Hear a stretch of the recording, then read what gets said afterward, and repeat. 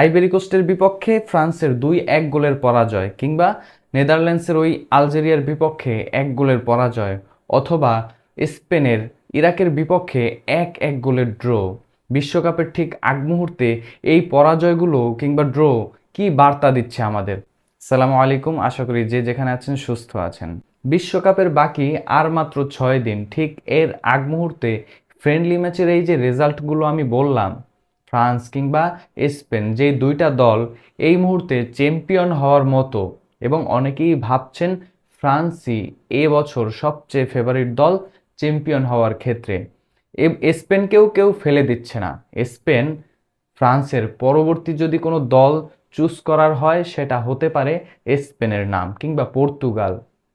সেই স্পেনেরও এই অবস্থা, ইরাকের বিপক্ষে 1-1 গোলে ড্র করা। কিংবা অনেকেই এবার প্রেডিকশন করছেন নেদারল্যান্ডস খুব ভালো অবস্থানে থেকে বিশ্বকাপটা শেষ করবে। সেই নেদারল্যান্ডস আলজেরিয়ার বিপক্ষে 1 গোলের পরাজয় বরণ করলো। বিশ্বকাপের ঠিক আগ মুহূর্তে এই রেজাল্টগুলো এই বিশ্বকাপে অন্যরকমের বার্তা নিশ্চয়ই দিচ্ছে। কেননা এই দলগুলো কাগজ কলমে ছোট হলেও বড় দলগুলোর বিপদ বয়ে আনতে পারে। কেননা 48 দলের খেলা, কে ছিটকে যাচ্ছে কে ছিটকে যাবে, সেই সম্ভাবনা, সেই শঙ্কা আমাদের প্রত্যেকের সামনে। বড় দলগুলোকে নিয়ে এবার সেই শঙ্কাটা আরও বেশি। কেননা হুট করেই একটা অঘটন, এই যে আলজেরিয়া নেদারল্যান্ডের বিপক্ষে তারা 1 গোলের জয় ছিনিয়ে নিল, তারা গ্রুপ পর্বে বিশ্বকাপের ম্যাচ খেলবে আর্জেন্টিনার বিপক্ষে। কিংবা ইরাক র্যাঙ্কিংয়ে 57তম অবস্থানে থাকা এই দলটা যখন স্পেনকে রুখে দেয়, সেই দলটা ফ্রান্স এবং নরওয়ের বিপক্ষে চমৎকার 2টি ম্যাচ উপহার দিতে যাচ্ছে আমাদের।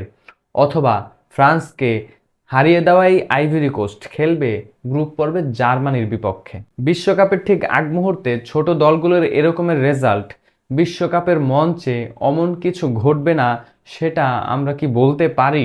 অনেকে হয়তো বা বলতে পারেন এই দলগুলো যে ফ্রেন্ডলি ম্যাচ খেলেছে, বড় দলের তো মেইন স্কোয়াড খেলেনি, সেখানে কিন্তু 2-3 জন প্লেয়ার বাদে বাকি সব প্লেয়ারদেরকেই ট্রাই করানো হয়েছে। সেই ম্যাচের রেজাল্ট যখন এরকমের হয়, বিশ্বকাপের মঞ্চে অঘটন হতে পারে, সেই শঙ্কা আমরা সামনে দেখতেই পারি।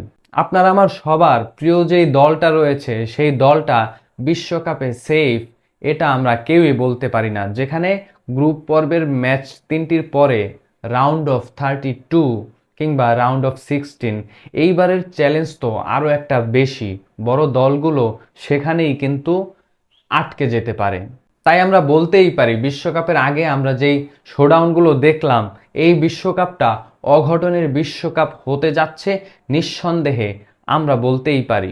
একমাত্র ব্রাজিল এবং আর্জেন্টিনায় এই দুইটা দলের ফ্রেন্ডলি ম্যাচে অঘটন কম ঘটেছে। বাকি যে দলগুলো যারা বিশ্বমঞ্চে এবারের বিশ্ব চ্যাম্পিয়নদের যে দৌড় সেখানে এগিয়ে রয়েছেন, তারা সবাই টুকিটাকি এরকমের অঘটন ঘটিয়েছে। সেক্ষেত্রে আমরা এই বিশ্বকাপটাকে অঘটনের বিশ্বকাপ হিসেবে আখ্যা দিতেই পারি।